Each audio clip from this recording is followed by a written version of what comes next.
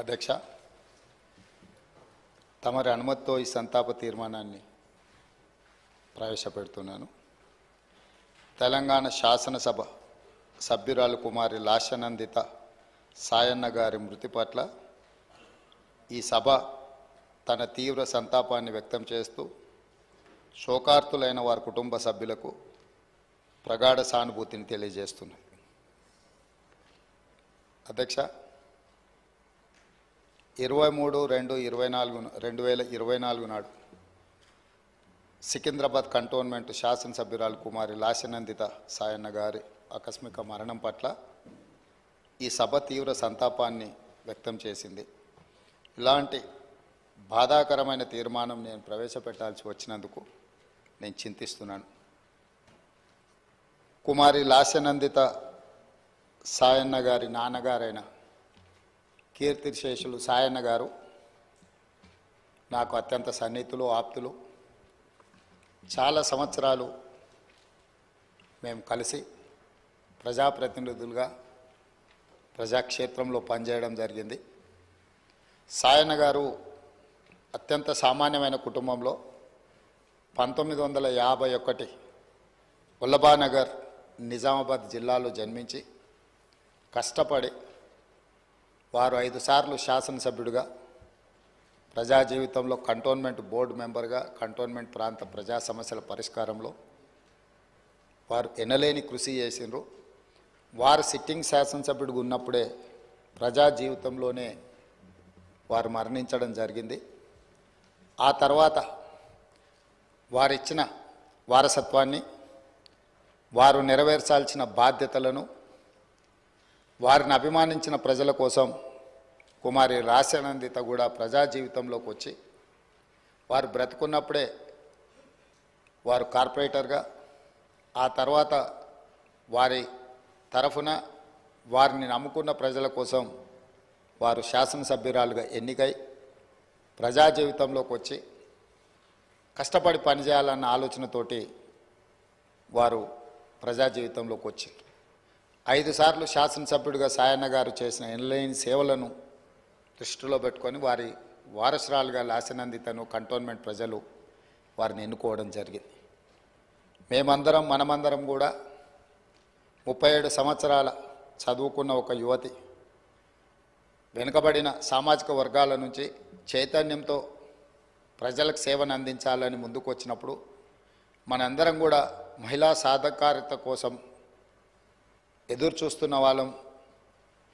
ఆ మహిళల తరఫున ప్రజాప్రతినిధి ఇక్కడికి వచ్చి సమస్యల పట్ల వారు చిత్తశుద్ధితో ఈ సభలో పోరాడతారని మనం అందరం భావించాం. కానీ ఔటర్ రింగ్ రోడ్లో వారు ప్రయాణం చేస్తున్న కారు ప్రమాదానికి గురై వారు మరణించడం జరిగింది. వారిని ప్రమాదం నుంచి హాస్పిటల్కు తీసుకెళ్తే అప్పటికే తలకు తీవ్రమైన గాయమై వారు మరణించిందని చెప్పి డాక్టర్లు చెప్పడం జరిగింది. వాస్తవంగా ఆ కుటుంబము ప్రజలతో ఉన్న సత్సంబంధాలు కంటోన్మెంట్ ప్రాంతంలోనే కాకుండా జిహెచ్ఎంసి పరిధిలో ఎవరిని అడిగినా కూడా ఆ కుటుంబం యొక్క ప్రజలతోనే ఉన్న సత్సంబంధాలు, ప్రజా సమస్యల మీద వారు చేసిన ప్రయత్నాలు ఎవరైనా చెప్తారు. ముఖ్యంగా కీర్తిశేషులు సాయన్న గారు మృదు స్వభావి, సమస్యలను పరిష్కరించాలన్న తపన తప్ప రాజకీయాలకు అతీతంగా అందరితో ఒక మంచి సంబంధాలు ఉండి ఆ ప్రాంత సమస్యల కోసం వారు పోరాటం చేశారు. వారు కంటోన్మెంట్ ప్రాంతాన్ని జిహెచ్ఎంసీలో కలిపే విషయంలో కానీ, కంటోన్మెంట్ ప్రాంతంలో అక్కడ ఆర్మీ అధికారులు వాళ్ళ వల్ల కలుగుతున్న రోడ్ల ఇబ్బంది విషయంలో కానీ, ఎలివేటెడ్ కారిడార్ల విషయంలో కానీ చాలా విషయాలలో నేను పార్లమెంట్ సభ్యుడిగా డిఫెన్స్ కమిటీ మెంబర్గా ఉన్నప్పుడు సాయన్న గారు ఎన్నోసార్లు కంటోన్మెంట్ బోర్డు సమావేశాలలో ప్రస్తావించేవారు. ఎందుకు అనంటే వారు ఎమ్మెల్యేగా, నేను ఎంపీగా ఈ సమస్యల్ని పరిష్కరిస్తే ఆ కంటోన్మెంట్ ప్రాంత ప్రజలకు న్యాయం జరుగుతుంది, మేలు జరుగుతుందని చెప్పి వారు పరితపించారు. కానీ దురదృష్టవశాత్తు ఎలివేటెడ్ కారిడార్ల అనుమతి, అదేవిధంగా కంటోన్మెంట్ ప్రాంతాన్ని జిహెచ్ఎంసీలో కలపడానికి అనుమతి వచ్చే సమయానికి వారు లేరు. వారి వారసురాలుగా వచ్చిన లాస్య నందిత గారైనా ఆ సందర్భంలో ఉండుంటే చాలా సంతోషపడి ఉండేవాళ్ళు. ఎందుకంటే సాయన్న గారి ప్రజలకు ఇచ్చిన మాట నెరవేరిందని. కానీ దురదృష్టవశాత్తు లాస్య నందిత గారు కూడా ఈ కంటోన్మెంటు అత్యంత కీలకమైన సమస్యల పరిష్కార సమయంలో వారు మన మధ్యత లేకపోవడం బాధాకరమైన విషయం. ఏది ఏమైనా కంటోన్మెంట్ ప్రజల హృదయాలలో సాయన్న గారు కానీ సాయన్న గారి కుమార్తె వారసురాలు లాస్య నందిత గారు కానీ శాశ్వతంగా ప్రజల హృదయాలలో నిలిచిపోతారు.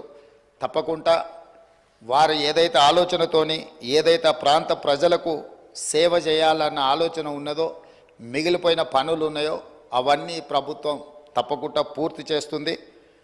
వారిని చిరస్థాయిగా గుర్తుపెట్టుకునే విధంగా ఈ ప్రభుత్వం ఆ పనులను ముందుకు తీసుకువెళ్తుంది. అందుకే అధ్యక్ష, ఆమె మృతి పట్ల ప్రగాఢ సంతాపాన్ని నేను ప్రకటిస్తున్నాను. శోకార్తులైన వారి కుటుంబానికి ప్రగాఢ సానుభూతిని తెలియజేస్తూ ఈ తీర్మానాన్ని ప్రవేశపెట్టడం జరిగింది అధ్యక్ష. ధన్యవాదాలు. శ్రీ కేటీ రామారావు గారు.